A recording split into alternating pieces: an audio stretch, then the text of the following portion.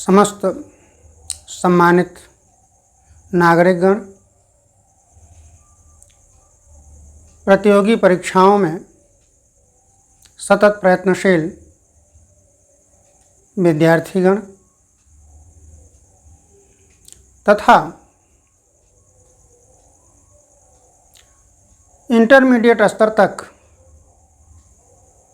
अपनी परीक्षाओं के लिए सतत प्रयत्नशील प्रिय विद्यार्थियों का टीचर्स क्लासवे यूट्यूब चैनल पर हार्दिक स्वागत करते हैं। विद्यार्थियों, आज हम लोग प्रत्यय के विषय में तद्धित प्रत्यय के कुछ अवशेष जो प्रत्यय हैं उन पर चर्चा करेंगे।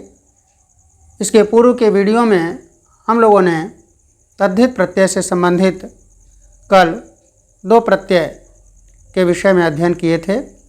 आज हम लोग उसके आगे चलते हैं और अगले प्रत्यय के विषय में पूर्ण रूपेण अध्ययन करते हैं। संस्कृत व्याकरण का यह भाग है। संस्कृत व्याकरण।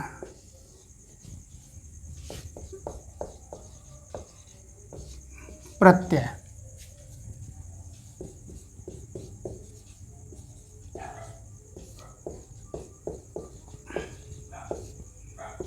तद्धित प्रत्यय।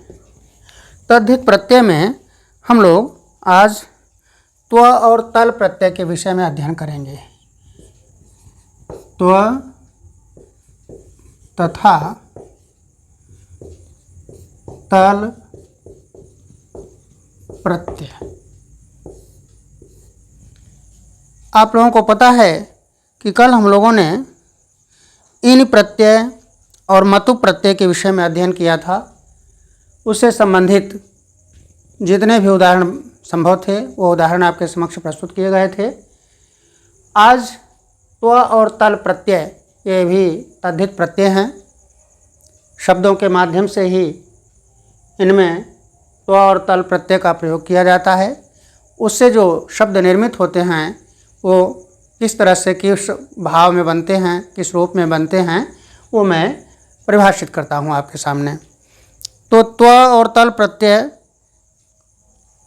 भाववाचक संज्ञा बनाने के लिए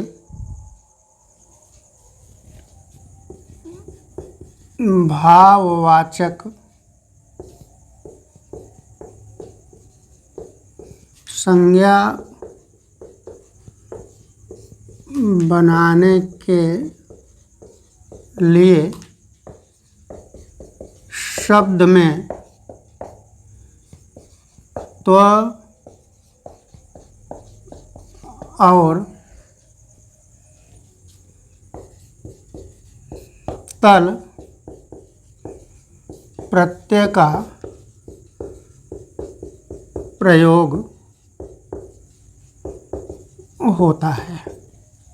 भाववाचक संज्ञा बनाने के लिए भाववाचक शब्दों को जब हम बनाते हैं तो उसमें त्व अथवा तल प्रत्यय को जोड़ते हैं। त्व से अंत होने वाले शब्द त्व प्रत्यय से अंत होने वाले शब्द ये त्व और न करके अथवा कर दीजिए, ज़्यादा स्पष्ट रहेगा, क्योंकि दोनों साथ में तो लगेगा नहीं। त्व लगेगा अथवा तल लगेगा ना, तो त्व अथवा तल। तो त्व प्रत्यय से अंत होने वाले शब्द नपुंसक लिंग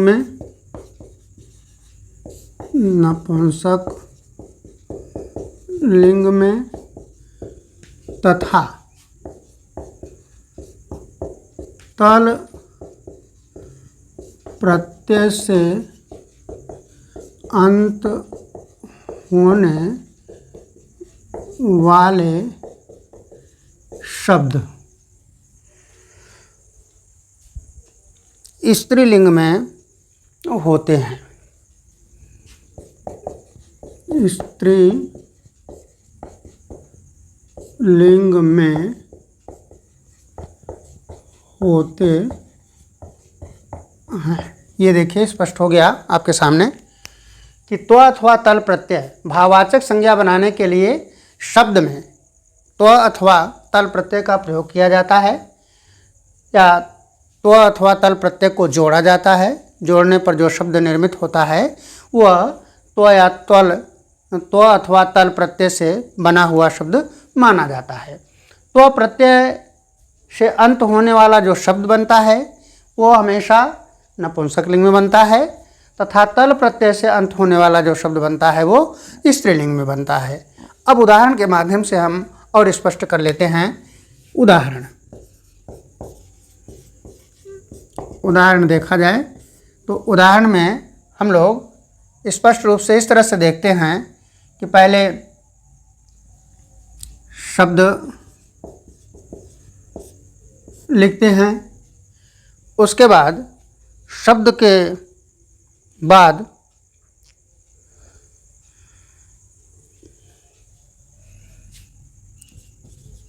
तो प्रत्यय से निर्मित शब्द और तल प्रत्यय से निर्मित शब्द, ये दोनों चीज़ें आपके सामने स्पष्ट रख रहे हैं। त्व प्रत्यय से निर्मित शब्द जो बनेगा आप देख रहे हैं नपुंसकलिंग में बनेगा, और तल प्रत्यय से जो निर्मित शब्द बनेगा वो स्त्रीलिंग में बनेगा। अब शब्द को पहले देखा जाए, किसी शब्द के माध्यम से हम त्व या तल प्रत्यय लगा करके त्व अथवा तल प्रत्यय लगा करके हम शब्दों को बनाते हैं। पहले देखते हैं, जैसे मान लीजिए उदाहरण आपके सामने एक रख रहे हैं कि कुशल, एकदम सरल शब्द पहले हम रख रहे हैं कुशल। कुशल शब्द है, इसमें हमने त्व प्रत्यय लगाया और तल प्रत्यय लगाया, तो देखिए कि क्या शब्द हमारे बनते हैं। तो कुशल से क्या बनेगा, नपुंसक में बन रहा है कुशलत्वम। कुशलत्वम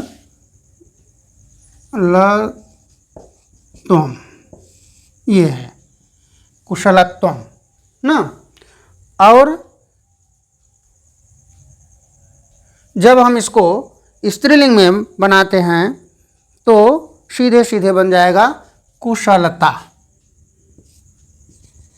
कुशलता ये तल प्रत्यय में आप जानते हैं कि केवल ता जुड़ता है, तल प्रत्यय से केवल ता जुड़ता है और त्व से त्व पूरा रहता है। तो कुशल में कुशलत्वम बन गया, और तल से चाहे यहाँ आप चाहें तो ता कोष्ठक में लिख सकते हैं, ता अथवा तल ना, तो कुशलता। इसी तरह से गुरु शब्द है, ये है गुरु शब्द। तो गुरु शब्द से आप बनाएंगे तो गुरुत्वम ना, और इधर जब स्त्रीलिंग में आप बनाएंगे तो बन जाएगा गुरुता। ठीक है, इस तरह से शब्द हमारे बन रहे हैं। मित्र शब्द है, देव शब्द है ना।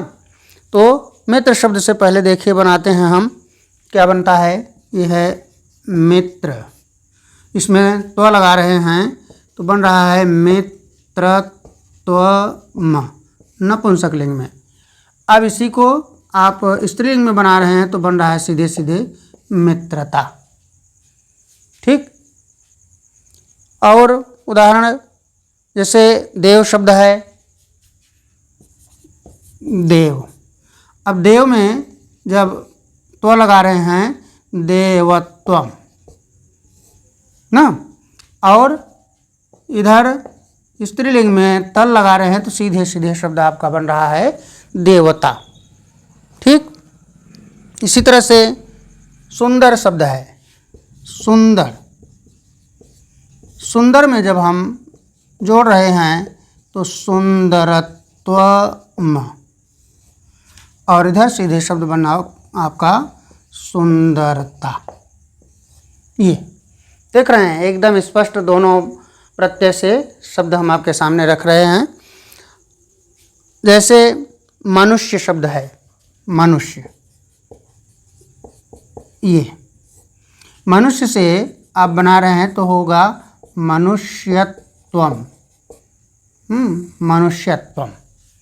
और इसी को जब आप स्त्रीलिंग में बना रहे हैं तो सीधे सीधे बन रहा है क्या, मनुष्यता। कहते हैं ना कि इनमें मनुष्यता की भावना नहीं है, मनुष्यता का अभाव है। तो ये शब्द जो है तल प्रत्यय के माध्यम से बनता है, और मनुष्यत्व जो नपुंसक लिंग में बनता है वो त्व प्रत्यय के माध्यम से बनता है। इस तरह से आप देख रहे हैं कि अनेक ऐसे शब्द हैं जिसमें त्व और तल प्रत्यय को लगा करके आप शब्दों का निर्माण अच्छे ढंग से कर सकते हैं। ठीक है, ये आप नोट कर लें अच्छे ढंग से। इस तरह से इतना उदाहरण हमने आपके सामने रख दिया है, और अनेक उदाहरण कोई भी इस तरह का मिलता है तो आप नपुंसक लिंग में उसका प्रयोग कर लीजिए, और तल प्रत्यय से संबंधित अगर है तो उसको आप स्त्रीलिंग में प्रयोग कर लीजिए। पूर्ण रूपेण आपका दोनों प्रत्यय एक साथ में है, दोनों का अर्थ एक ही होता है, एक ही रूप में होता है, इसलिए दोनों प्रत्यय साथ साथ चलते हैं। ये तल प्रत्यय में हमने संकेत कर दिया आपको कि केवल ता शेष बचता है। तो प्रत्यय में तो ही रहता है, उसमें कोई परिवर्तन नहीं होता है। इनसे जो शब्द बनते हैं वो किस लिंग में बनते हैं ये हमने आपके सामने रख दिया है। भाववाचक संज्ञा में शब्द निर्मित होते हैं ना, तो ये स्पष्ट हो चुका है, इसको आप नोट कर लें। उसके बाद हम लोग अगले तद्धित प्रत्यय पर चलते हैं। इससे संबंधित जो अगला तद्धित प्रत्यय है उसको देखा जाता है।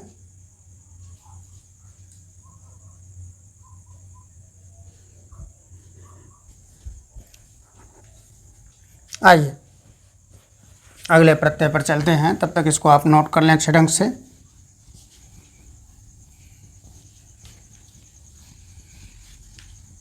इन प्रत्ययों का संस्कृत व्याकरण में बहुत महत्वपूर्ण स्थान है, क्योंकि इन्हीं के माध्यम से शब्दों में जो निर्माण होता है, जो शब्दों की स्थिति होती है, उसको जानने की हमें पूरी जानकारी प्राप्त होती है इन्हीं प्रत्ययों के माध्यम से, कि कौन शब्द जो बना है वो किस प्रत्यय के माध्यम से बना है, कैसे निर्माण हुआ है उसका।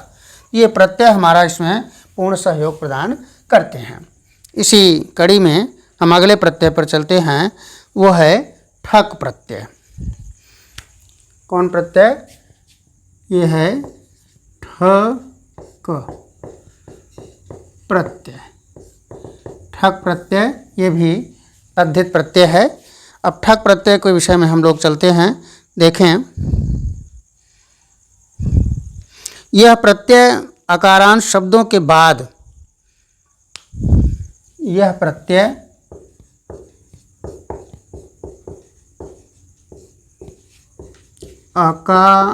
अकारांत शब्दों के बाद संबंध प्रकट करने के लिए, संबंध प्रकट करने के लिए, माने अकारांश शब्दों के बाद संबंध प्रकट करने के लिए जोड़ा जाता है, के लिए जोड़ा जाता है। यह है आपका ठक प्रत्यय, अर्थात जो अकारांश शब्द होगा उसके बाद संबंध स्थापित करने के लिए इस प्रत्यय को हम लोग जोड़ते हैं। अब इस प्रकार जो इसमें ठक है तो इस ठक में क्या शेष रहता है और क्या आदेश होता है ये आप देख लें। इसमें ठ के स्थान पर, इसमें ठ के स्थान पर ई आदेश होता है। ई आदेश होता है। इस संस्कृत व्याकरण में लघु सिद्धांत कौमुदी में आप जब जाएंगे तो आपको और विस्तार से पता हो जाएगा, लेकिन यहाँ पर आप इतना अवश्य जान लें कि ठ के स्थान पर ई आदेश होता है। इस प्रकार इक शेष रहता है। इस प्रकार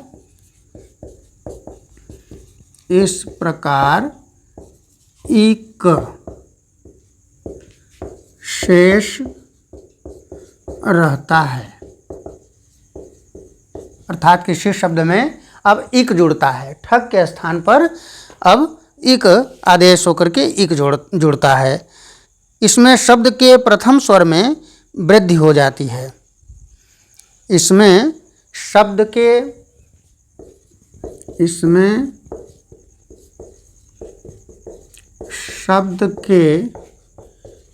प्रथम स्वर में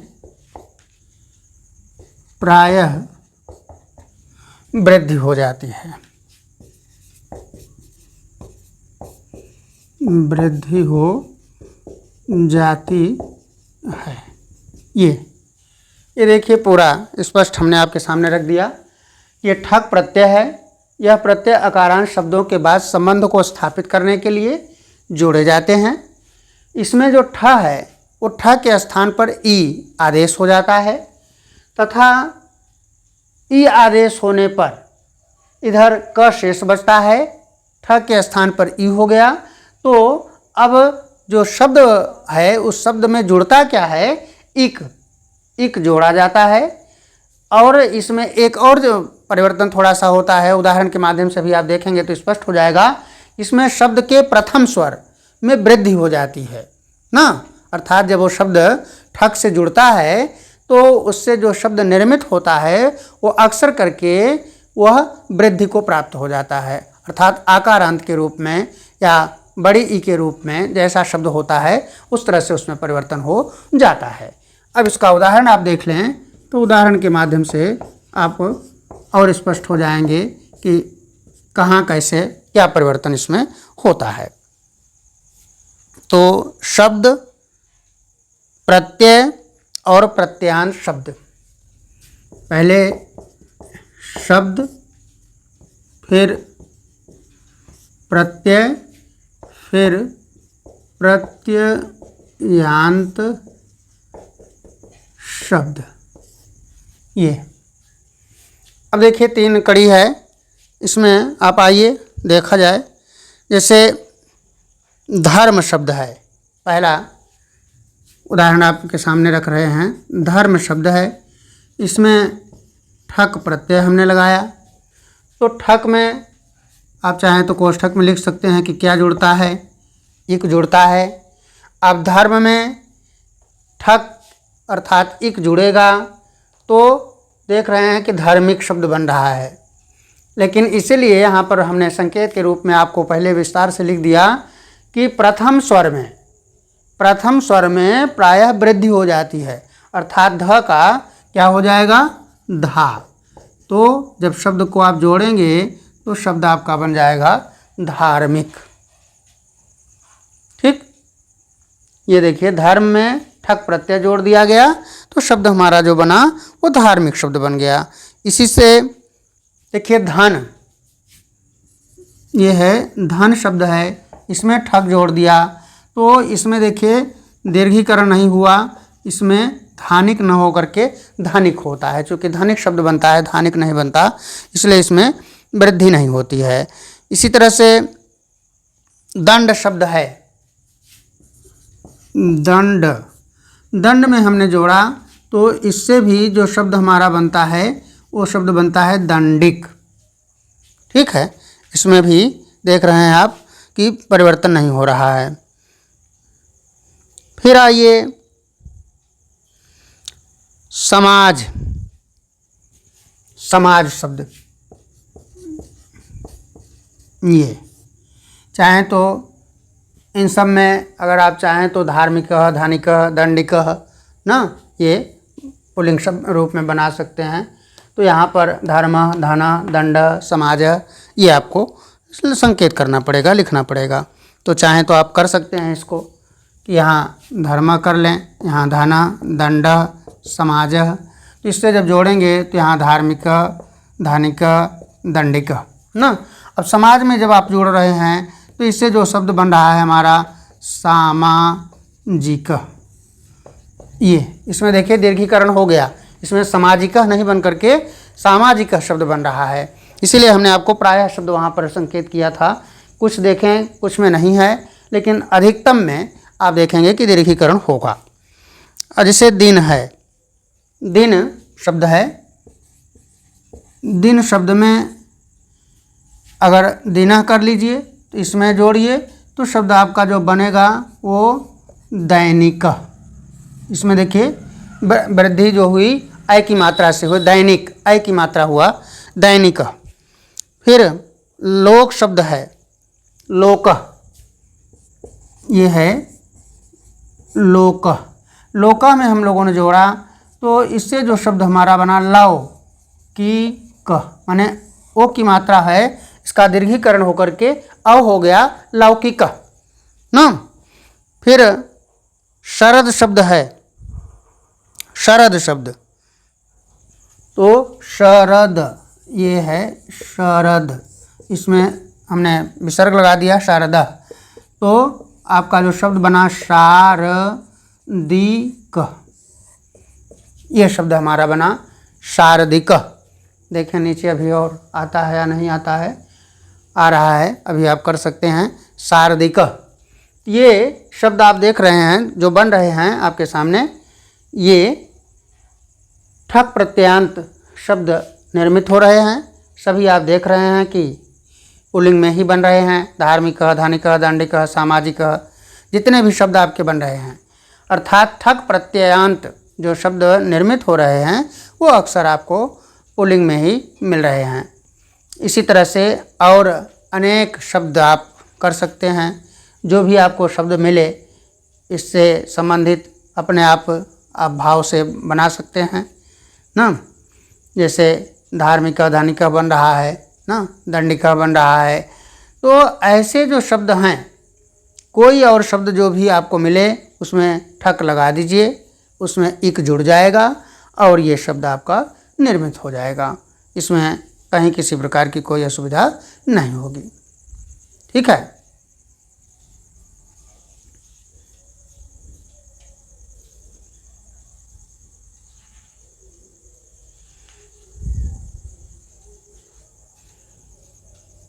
इसको आप अच्छे ढंग से नोट कर लें। हमें लगता है कि आपको समझ में आ गया होगा। अब और कोई भी शब्द अगर हमको मिलता है इस तरह का, तो उसमें हम अपने आप ही इस प्रत्यय को जोड़ करके निश्चित रूप से आप भाव से ही देख रहे होंगे। शब्द यदि बना हुआ मिलता है तब भी आप समझ लेंगे कि इसमें कौन सा शब्द है, कौन सा प्रत्यय है, उसी को जोड़ करके आप शब्द का निर्माण कर सकते हैं। हमें लगता है कि जो दो प्रत्यय आज आपको संकेत किया गया, बताए गए, वो अच्छे ढंग से आपको समझ में आ गया होगा। इसको आपने नोट भी कर लिया होगा। और आगे कुछ प्रत्यय अभी शेष बच रहे हैं जो स्त्री प्रत्ययान्त प्रत्यय होंगे, उनके विषय में हम लोग अगले वीडियो में निश्चित रूप से अध्ययन करेंगे, विस्तृत चर्चा करेंगे, विचार करेंगे। तब तक आज जितना आपको संकेत किया गया उसको अच्छे ढंग से आप हृदयंगम कर लें। आशा ही नहीं पूर्ण विश्वास है कि आपको पूरा लाभ मिलेगा। वो चाहे प्रतियोगी परीक्षाओं से संबंधित आप हों, चाहे बोर्ड परीक्षाओं से संबंधित हों, निश्चित रूप से इन प्रत्ययों के माध्यम से आपको परीक्षाओं में पूर्ण सफलता मिलेगी, ये मुझे पूर्ण रूपेण विश्वास है। इन्हीं शब्दों के साथ मैं अपने वाणी को विराम देता हूँ। बहुत बहुत धन्यवाद।